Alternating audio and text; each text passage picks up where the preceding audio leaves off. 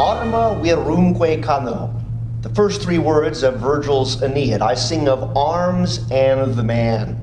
Virgil, by using those three words to begin his epic poem, is, among other things, telling us exactly what the whole book is about, but he's also signaling that his book, the Aeneid, is going to be, as it were, an Iliad and an Odyssey all in one. The Arma part, referring to what the Iliad is chiefly about, war, and the Weir part, the man part, being a way of referring to the Odyssey, all about the man Odysseus and his wanderings following the Trojan War. Well, we've gotten the second of those in books 1 through 6. We've been given Virgil's answer to the Odyssey in the story of Aeneas' wanderings at sea and travails in Carthage, and finally making it to the land of Italy at the end of book 6. Well, now beginning in book 7, we're going to get the Arma part, Virgil's answer to the Iliad.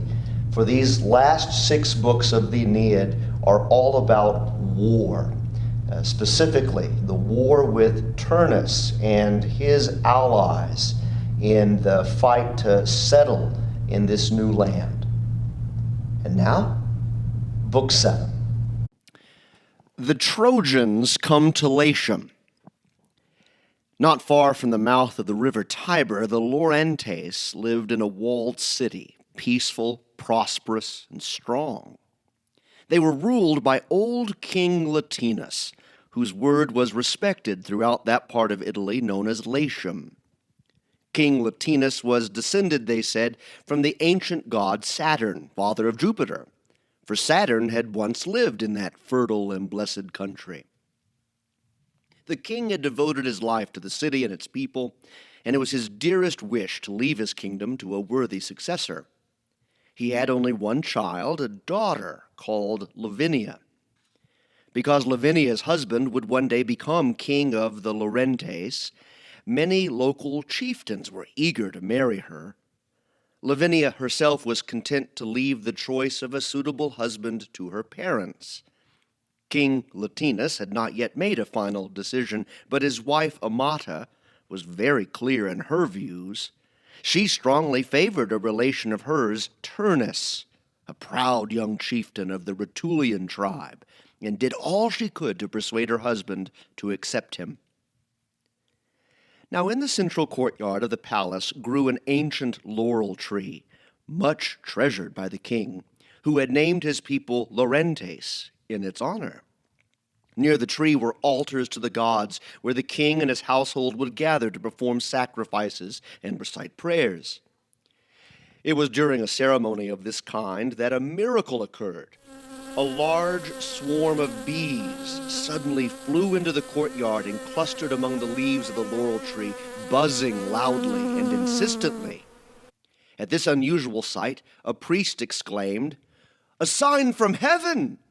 These bees foretell a swarm of strangers settling in the heart of this land." Before the king could answer, there was a shriek from the princess.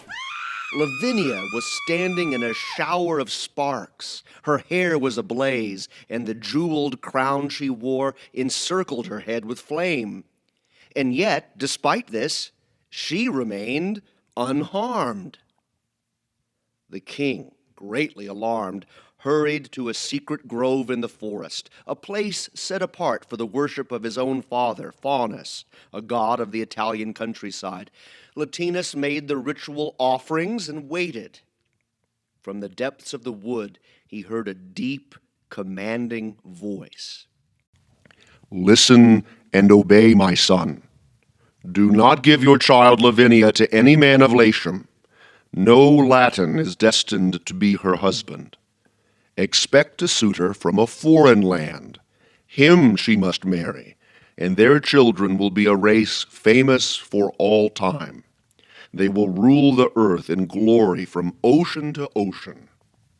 King Latinus returned to his palace, and despite his wife's urgent pleading, postponed the choice of a husband for his daughter. Turnus returned to his own people, disappointed and impatient, for he had come to look upon Lavinia as his promised bride. Meanwhile, the Trojans, knowing little of Latium and its inhabitants, were pulling into the mouth of the river Tiber. In the early morning sunlight, the landing place looked perfect, a forest close to the shore, thickly wooded and sparkling with bird song. And through the mass of green wound the river, its yellowish stream spreading out to embrace the Trojan ships. Iulus remarked that it was as though the Tiber flowed out to welcome them. Their first meal in the new land was simple. Lying in the soft, shaded grass, they piled fresh fruit onto large, flat loaves that were to serve as plates, table linen, and tables. After eating the fruit, they finished off their meal with the bread, too hungry to leave a morsel uneaten. "Chewing up the dining tables," said Iulus, chuckling at his own wit. The Trojans laughed, but Aeneas did not join in. Achates, noticing his friend's frown of concentration, asked, "Is there something wrong?" "No, nothing wrong. This is a sign from the gods. It is time to begin our settlement. My father Anchises once told me long ago that when we reached our promised land, we would set about chewing our tables." "I'm sure I've heard these words somewhere myself," Achates said. And after a moment's thought, "Of course! Don't you remember the cursed Kalino, the harpy, screamed at us? Her very words were, 'You will be forced to chew your own tables.'" "Well, Prince Ascanius is right. Here we are, chewing our tables. So much for her terrible curse on our settlement." Next morning, Aeneas sent scouts to explore the countryside. They reported on the direction of the river, the position of the various villages, the name and location of the chief city. "Now we must make formal contact," Aeneas pronounced. 100 of you shall act as our ambassadors. Ilioneus is to be in charge. You will carry olive boughs as a symbol of peace and take gifts for the king. Meanwhile, the rest of us will pitch camp here, our first settlement in Italy. May the gods look on it with favor." King Latinus received the Trojan deputation in his huge throne room. The walls were lined with trophies, shields, swords, axes, helmets, even chariots and the prows of ships, all captured from defeated enemies. Statues of gods and heroes gazed down at the newcomers as they stared at so much unexpected grandeur. "Come, friends," King Latinus began. "You say you are Trojans? Then you're not completely strange to our land. I've heard tales of your ancestor Dardanus, who was born here in Italy. What's brought you so far? Did you lose your course at sea? Has some disaster driven you to our shore?" The moment had come for Ilioneus to speak. He chose his words carefully, knowing how much depended on the impression he made. "Great king, our mother city, Troy, once the center of a mighty nation, no longer exists. It perished in a terrible war with the Greeks, a war in which the heavenly gods themselves took their part. I'm sure you've heard the story, for by now it's reached the ends of the earth. Those of us who have journeyed to this western land have been following the command of Jupiter himself. Our leader is Aeneas, son of Venus and royal Anchises of Troy. We were guided by Apollo's oracles to make for this land, once the home of our founder, Dardanus, to end here our years of wandering and to establish a new settlement for our weary people. We come in peace, and we ask of you, your majesty, no more than a plot of land so that we may carry out the decrees of fate. As a token of friendship, we offer you these gifts." Ilioneus signed to some of the Trojans who placed before the king priceless relics rescued from Troy: King Priam's own crown, scepter, and ceremonial robe, and a gold dish used by Anchises for making sacred offerings to the gods. There was a long silence. King Latinus did not appear much interested in the gifts, but sat staring at the floor, lost in thought. A few of the Trojans exchanged uneasy glances. "May the gods bless this beginning!" The king's voice suddenly boomed through the hall. He rose and beckoned to the startled Ilioneus. "Tell your leader that I grant his request, but I wish him to appear before me in person. I'm delighted to greet him, and not only as an ally. I have a daughter, Lavinia, who, it is foretold, must marry a foreign suitor. Your prince Aeneas must surely be the man." No rules of etiquette could suppress the excitement of the Trojan contingent, and no less of the king's own courtiers. The murmuring grew to a babbling, but the king did not seem affronted.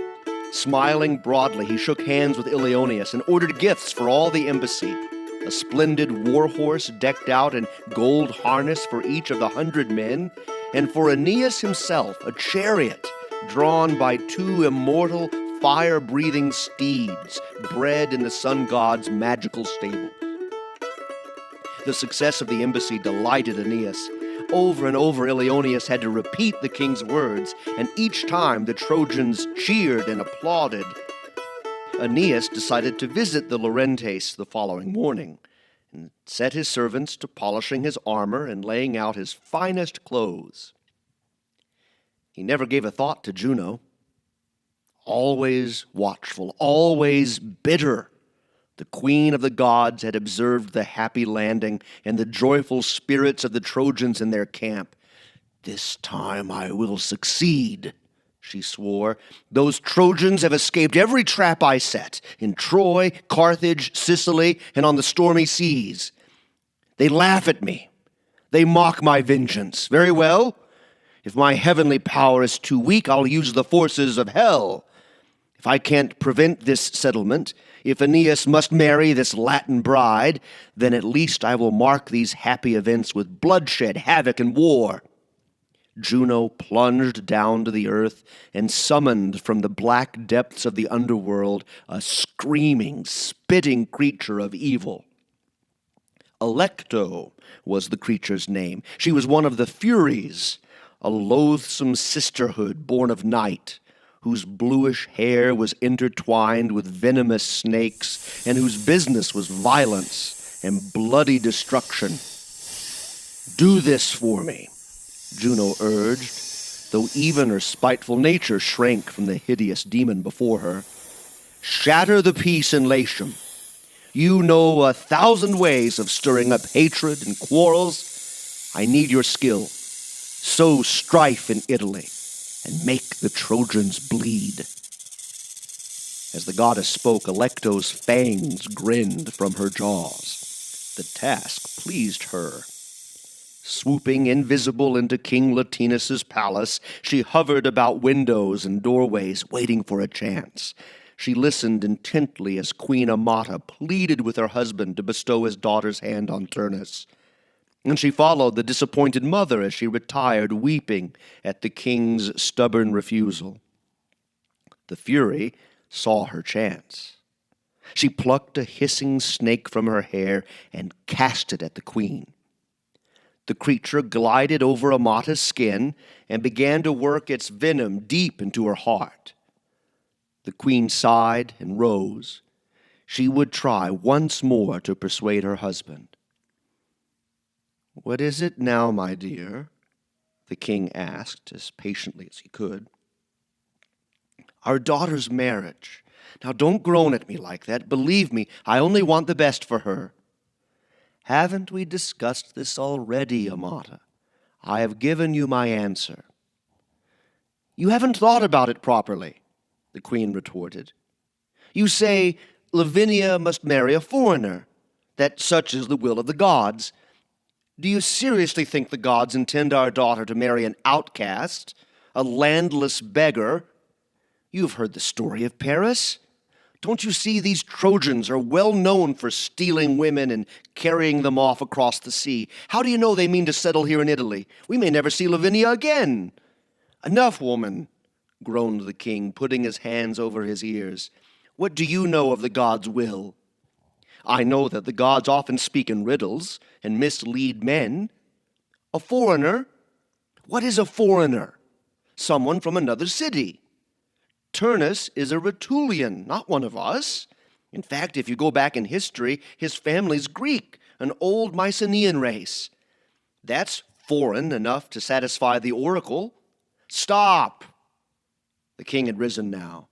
Exasperation had turned to anger. Not another word. I am still king of the Laurentes. Woman, tend to your household. Amata fled. Now the poison from Alecto's snake had spread through her system, and she no longer knew what she did or where she was. She uttered a piercing howl, and seizing a torch in each hand, began to sway and twirl like a drunken worshipper at the wine god's orgies. Bacchus calls! Bacchus calls! Hail, Bacchus! She swung the torches to and fro before the faces of her horrified ladies until they too caught the rhythm and began to roll their eyes and lurch from side to side. Hail, great Bacchus! The women cried in chorus, and as if at a signal, plucked torches from the wall hooks and danced after the frenzied queen. Up and down the passages swayed the maddened line, gathering more and more of the palace women. The queen's voice rose shrill above the rest. Sing a wedding hymn! Hail, great god Bacchus! Sing to Lavinia and noble Turnus! Sing a wedding hymn! Faster and faster spun the dance. The queen caught her daughter by the arm and wrenched her into the twirling line. A bride! She screamed. A bride for Turnus! A bride for Bacchus! Hail, hail, great Bacchus! Into the courtyard, into the streets, into the forest they danced. The men of the city watched helpless as their wives and daughters joined the hectic band. When the last of the dancers had vanished into the woods, the men knew they could only wait till the spell subsided. It was foolish to interfere with the rites of Bacchus. The Fury Alecto had been following the women with delight, adding her shrieks to the general din and increasing the commotion with her evil magic. Now she saw that her work among the Laurentes was complete. At nightfall, she flew to Ardea, the home of Turnus. Turnus was asleep. Disguised as an elderly priestess of Juno, the Fury invaded the young man's dreams. Turnus, are you sleeping while King Latinus cheats you of your promised bride? Are you a man? Will you allow Lavinia to marry a Trojan upstart? What are you waiting for? The Trojans are at your mercy. Burn their ships and put them to the sword. This is the will of gracious Juno. Turnus stirred in his sleep and murmured, Go away, old woman. Mind your own business and leave matters of war to men. At this, Alecto shed her disguise and towered above the sleeping warrior, her eyes blazing red, her snaky hair writhing and rearing, a whip in one hand, a firebrand in the other. Foolish old woman am I? Then look again, Turnus, and tremble. She hurled the torch deep into his heart, so that he woke in a fervor, raging for blood and revenge. In a matter of hours, the young men of Ardea were reporting for battle, echoing Turnus's vows of death to the Trojans and punishment for King Latinus. Meanwhile, Alecto had just one more visit to make. Spying on the Trojan camp, she saw young Iulus and his friends setting out for a hunt. Chattering in excitement, they began to lay snares and discuss the game. Their hounds ran barking around them. Perched in a tree, Alecto glimpsed the antlers of a handsome stag cooling itself in the river. The stag roaming the forest was the pet of a village girl called Sylvia. Her brothers had found it as a tiny fawn. Now fully grown, still tame and very attached to its mistress, it wandered freely by day and pawed at the door of her house every evening. All the village people knew Sylvia's pet and took care not to hunt it by mistake. Now Alecto dropped close to the stag. It sensed her presence and froze, quivering with terror. The fury drew breath and blew a long, strident blast of air. The scent of the frightened stag was borne through the forest and reached the keen nostrils of the Trojan hounds. In a second, the dogs were yelping furiously and bounding through the trees. "A scent!" shouted Iulus, and raced in pursuit, notching his arrow as he ran. The sight of the splendid beast thrilled him with excitement. What a trophy to show his father! His aim was true. The arrow stuck fast in the animal's flank. Crazed with pain, the stag kicked aside the attacking hounds and ran for the village. Whimpering and squealing, it pounded with its hooves on Sylvia's door and collapsed at her feet. The girl's cries brought the villagers rushing to the house. "Who did this?" demanded one of her brothers. There was no need to search. Iulus, at the head of the band, had appeared from the woods, panting from the chase. With a roar, Sylvia's brother set upon him, brandishing his woodcutter's axe. Alecto observed the spreading brawl with glee. Seizing a shepherd's horn, she blew it again and again with all her might, so that all round the countryside men snatched up weapons and ran to answer the call to arms. The Trojans too heard the sound of alarm and made for the village with all speed to rescue Iulus.